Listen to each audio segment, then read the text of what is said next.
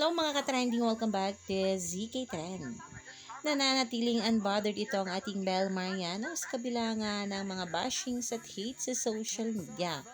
Ang ating Belle Mariano ay nagsagawa nga ng tinatawag niyang team building para nga sa Team Belle sa Enchanted Kingdom. Makikita nga dito na kompleto nga ang team building at syempre kasama nga ang buong pamilya ni Belle.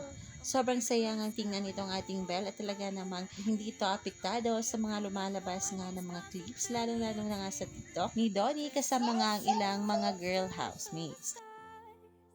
Makikita nga dito na talaga namang ini-enjoy ni Belle ang kanilang team building sa Enchanted Kingdom.